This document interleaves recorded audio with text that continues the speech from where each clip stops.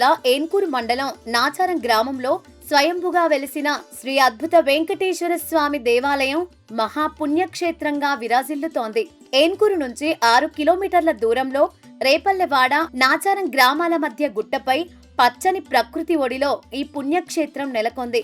స్వామివారు స్వయంభుగా వెలియడంతో ఈ క్షేత్రాన్ని భక్తులు శ్రీ అద్భుత వెంకటేశ్వర స్వామి ఆలయం అని భక్తి శ్రద్ధలతో పిలుచుకుంటారు. 2002వ సంవత్సరంలో ఒకరోజు రాత్రి ఉరుములు మెరుపులతో కూడిన వర్షం పడుతున్న సమయంలో ఎత్తైన పర్వతం నుంచి 24 అడుగుల భారీ శిల ఒకటి కిందకు పడింది. ఆ భారీ రాతిపై ఆదిశేషుని పాన్పు, శంకు చక్రాలతో పాటు 7 అడుగుల స్వామివారి నామం స్పష్టంగా కనిపించింది.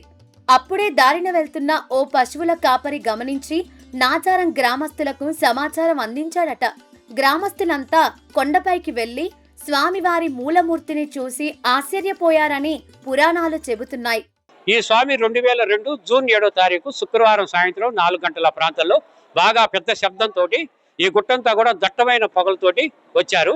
తెల్లవారు నుంచి అందరూ చూడటానికి వస్తూ ఒక 30 సంవత్సరాల అబ్బాయి, ఒక లీల అనమాట, ఫస్ట్ ఆ రోజు జరిగిన లీల.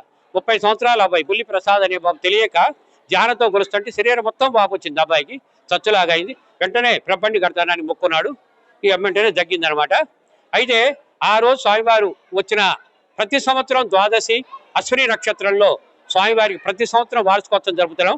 అట్లా 2003లో 2వ వార్షికోత్సవం, 2004 అట్లా జరుపుకుంటూ ఈ 2026 24వ వార్షికోత్సవం స్వామివారికి ఘనంగా జరుపుకోవడం జరిగింది.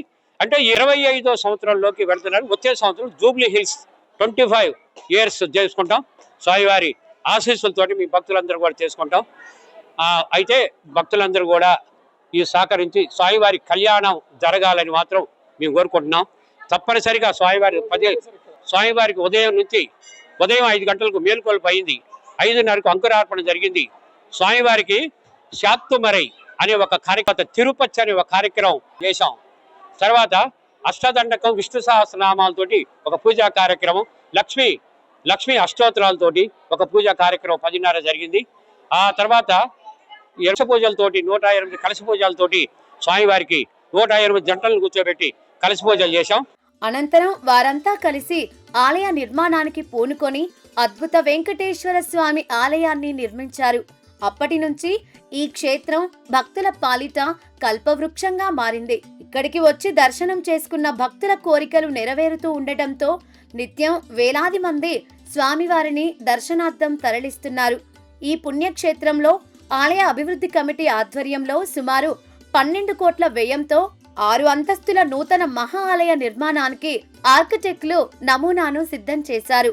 ఆలయ పునర్నిర్మాణంలో భాగంగా ఇప్పటికే భవ్యమైన గాలిగోపురం పనులు ప్రారంభమయ్యాయి. అలాగే భక్తుల రాకపోకలకు వీలుగా ఏన్కూరు ప్రధాన కేంద్రం నుంచి నాచారం దేవాలయం వరకు సుమారు 43 కోట్ల ప్రభుత్వ నిధులతో 4 4 లైన్ రోడ్డు నిర్మాణం చేపట్టారు. ఓం వెంకటేశాయ నమః. నా పేరు మేనేజర్ ఎస్విడి ప్రసాద్. నేను ఈ దేవస్థానంలో 1 మంత్ జాయిన్ అయ్యి వచ్చిన వేళ కాబట్టి గుడి డెవలప్ చేయాలని నాకు కూడా కోరిక ఉన్నది. గవర్నమెంట్, తెలంగాణ ప్రభుత్వం సహకారంతో దేవస్థానం వరకు డబల్ రోడ్ కూడా శాంక్షన్ చేసి ఉన్నారు. వారికి నమస్కారాలు చెబుతున్నాము. ఇక స్వామివారి దయ వల్ల నెక్స్ట్ ఇప్పుడు 25 శరవదిబ్బుల కల్లా ప్రదేశం అయ్యాలని నా కోరిక ఉన్నది. సంకల్పం కూడా అదే. ఇక స్వామివారి దయ, రెడ్డి గారు కూడా పాపం ఈ దేవస్థానానికి చాలా సంవత్సరాలు బట్టి రుణపడినారు స్వామివారు. వారి సహకారంతో కూడా చేయాలని నా కోరిక ఉన్నది. స్వామివారి కరుణిస్తే ధ్వజస్తంభం కూడా ఏర్పాటు చేసి దిగ్విజయంగా ఇక్కడ స్వామివారి కళ్యాణం చేయాలని, 2వ తిరుపతిగా ఏర్పాటు చేయాలని నా కోరిక ఉన్నది. ఇక స్వామివారి దయ. భక్తులు వేల సంఖ్యలో భక్తులు వస్తారండి. వాళ్ళ దగ్గరగా 2,000 మంది 3,000 మంది ఉన్నారు. వారికి అన్నదానం కూడా ఏర్పాటు చేస్తున్నాం, ఏ ఇబ్బంది లేకుండా. పొద్దున పూట అభిషేకాలు, హోమాలు, ఆ కార్యక్రమాలు చేసి ఉన్నాము. 108 కలశాలతో అభిషేకం చేసి ఉన్నాము. నా కోరిక ఏంటంటే ఇప్పుడు 25 సంవత్సరం కాబట్టి ఈ చుట్టుపక్కల 7 గ్రామాలు ఉన్నాయని చెప్పని అంటున్నారు. ఆ 7 గ్రామాలు లెక్కేసి ఈ నెక్స్ట్ ఇయర్కి డెవలప్ అవుతుందని నా కోరిక ఉంది. 5 నుండి 7, 7 నుంచి 5 నుంచి 2 చేస్తే 3 ఉంది, 3 పడుతుందని నా కోరిక.